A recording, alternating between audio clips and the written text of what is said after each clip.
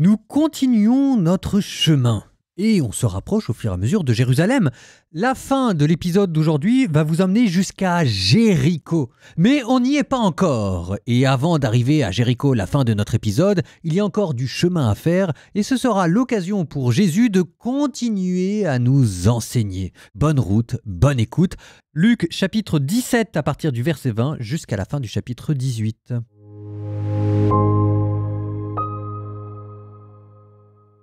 Comme les pharisiens demandaient à Jésus quand viendrait le règne de Dieu, il prit la parole et dit : « La venue du règne de Dieu n'est pas observable. On ne dira pas : voilà, il est ici, ou bien il est là. En effet, voici que le règne de Dieu est au milieu de vous. » Puis il dit aux disciples : « Des jours viendront où vous désirerez voir un seul des jours du Fils de l'homme, et vous ne le verrez pas. On vous dira : voilà, il est là-bas. Ou bien, voici, il est ici. N'y allez pas, n'y courez pas. En effet, comme l'éclair qui jaillit illumine l'horizon d'un bout à l'autre, c'est ainsi que le Fils de l'homme viendra quand son jour sera là. Mais auparavant, il faut qu'il souffre beaucoup et qu'il soit rejeté par cette génération.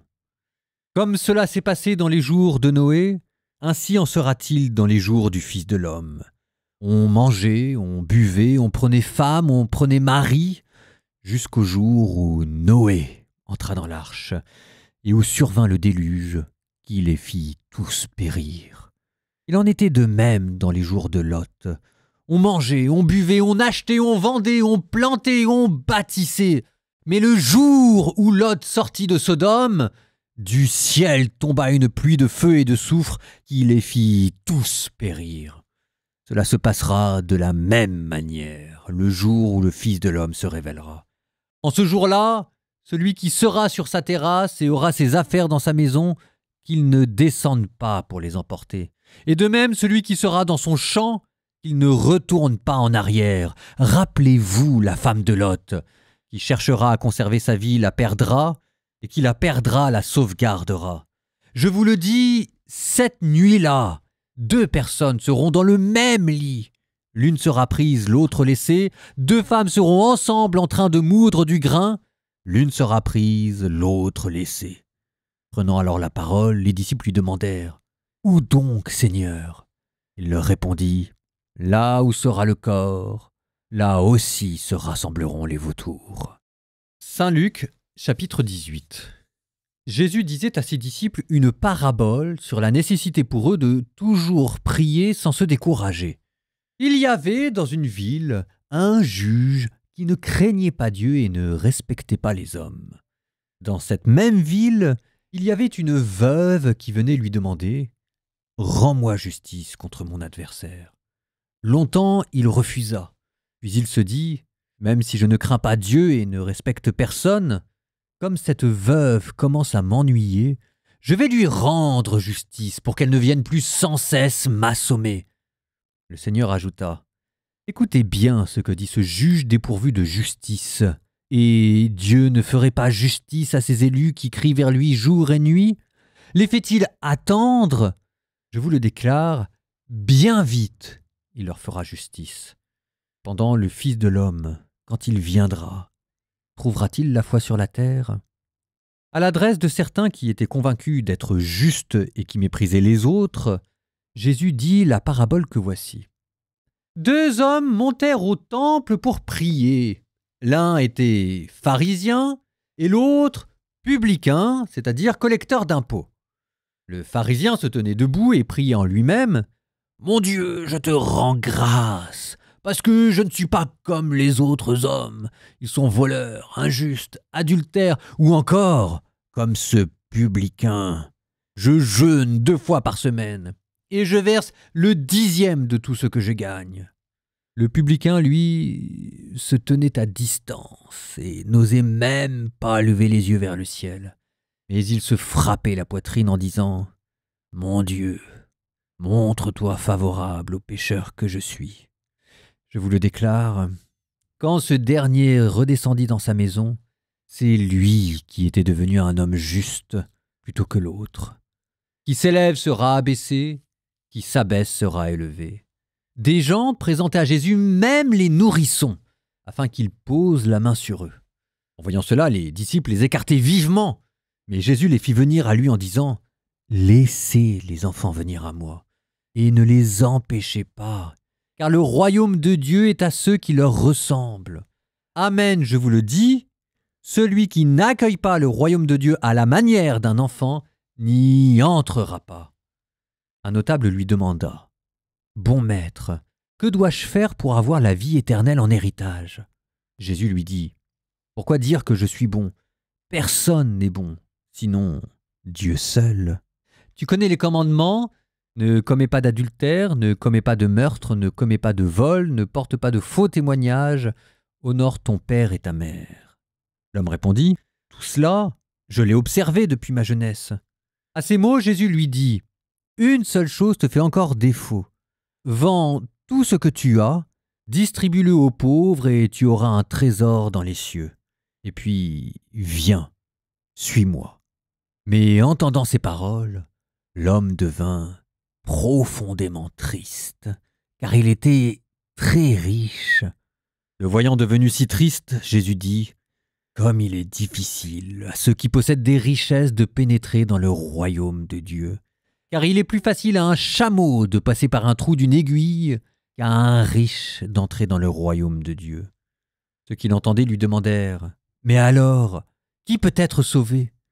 Jésus répondit « Ce qui est impossible pour les hommes est possible pour Dieu. » Alors Pierre lui dit « Voici que nous-mêmes, après avoir quitté ce qui nous appartenait, nous t'avons suivi. » Jésus déclara « Amen, je vous le dis, nul n'aura quitté à cause du royaume de Dieu une maison, une femme, des frères, des parents, des enfants, sans qu'ils reçoivent bien davantage en ce temps-ci et dans le monde à venir, la vie éternelle. » Prenant les 12 auprès de lui, il leur dit « Voici que nous montons à Jérusalem et que va s'accomplir tout ce qui a été écrit par les prophètes sur le Fils de l'homme. En effet, il sera livré aux mains des nations païennes, accablé de moqueries, maltraité, couvert de crachats. Après l'avoir flagellé, on le tuera, et le 3e jour, il ressuscitera. » Eux ne comprirent rien à cela. C'était une parole dont le sens leur était caché, et ils ne saisissaient pas de quoi Jésus parlait. Alors que Jésus approchait de Jéricho, un aveugle mendiait, assis au bord de la route. Entendant la foule passer devant lui, il s'informa de ce qu'il y avait. On lui apprit que c'était Jésus le Nazaréen qui passait. Il s'écria « Jésus, fils de David, prends pitié de moi !» Ceux qui marchaient en tête le rabrouaient pour le faire taire. Mais lui criait de plus belle « Fils de David, prends pitié de moi !» Jésus s'arrêta et il ordonna qu'on le lui amène. Quand il se fut approché, Jésus lui demanda « Que veux-tu que je fasse pour toi ?» Il répondit « Seigneur, que je retrouve la vue. » Et Jésus lui dit « Retrouve la vue, ta foi t'a sauvé. » À l'instant même, il retrouva la vue. Et il suivait Jésus en rendant gloire à Dieu. Et tout le peuple, voyant cela, adressa une louange à Dieu.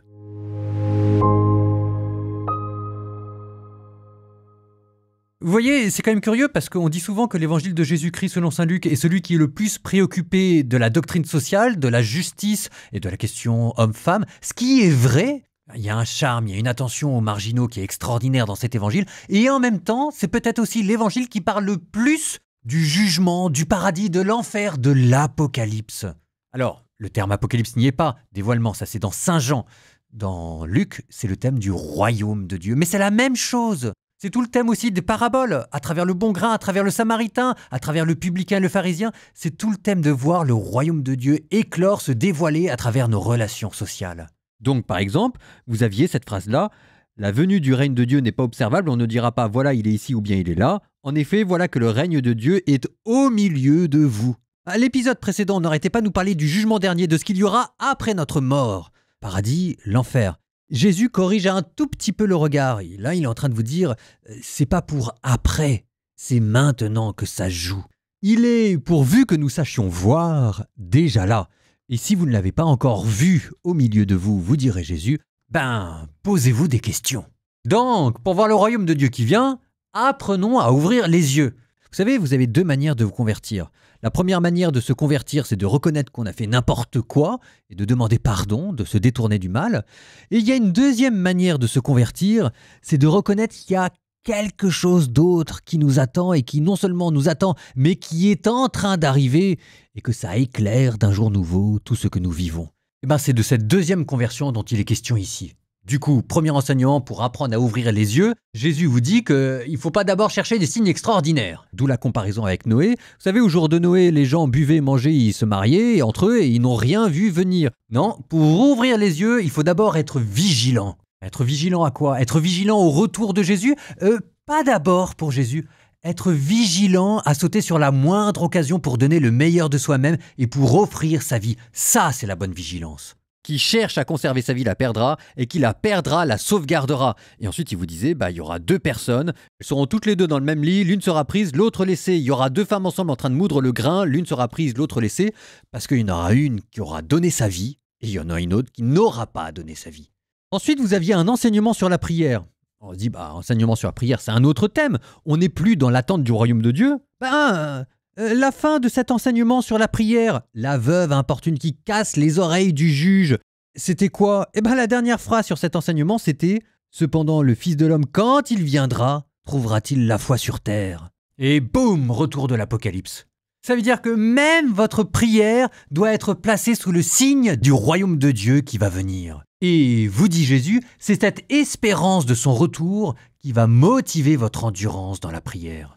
Et c'est pour ça qu'on continue avec cette parabole, avec le publicain qui se croit en dessous de tout et le pharisien qui se croit au-dessus de tout. Et c'est toute cette manière d'attendre le royaume de Dieu, dans la vigilance, dans le don de soi, dans l'endurance, dans l'attente, dans l'humilité, dans le repentir. C'est toute cette manière de vivre qui, à la fin, vous dit Jésus, va finir par vous transformer de l'intérieur et faire de vous des nouvelles créatures, des enfants, des fils du royaume. Et Jésus qui vous dit à la fin, « Laissez les enfants venir à moi et ne les empêchez pas, car le royaume de Dieu est à ceux qui leur ressemblent. » Bon, tout ça, me direz-vous, est très beau, c'est encore un tout petit peu abstrait, donc Jésus vous donne une dernière anecdote pour rendre les choses vraiment bien concrètes. C'est l'épisode du jeune homme riche, et toute cette manière de vivre placée sous l'espérance du royaume de Dieu qui doit venir se retrouve illuminée par un nouveau soleil, celui de la radicalité dans le don de soi, celui de la radicalité dans l'Évangile.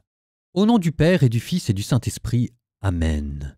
Seigneur, fais en sorte que ce royaume à venir soit comme le soleil qui illumine mes journées. On disait des grands saints qu'ils ont tous attendu et espéré voir le retour du Christ sur terre de leur vivant. Seigneur, si c'est tout ce qu'il prend pour devenir saint, apprends-moi à désirer ton retour sur terre. Et Seigneur, accomplis cette espérance. À la manière d'un saint Martin de Tours qui, en donnant son manteau à un pauvre, vit le Christ, à la manière d'un François d'Assise qui, vivant dans la radicalité, te vit en apparition, mais Seigneur, que je te vois sur terre. Je sais que tu existes, je sais que tu es ressuscité, et je sais que tu es Emmanuel, celui qui est au milieu de nous. Ouvre mes yeux, Seigneur.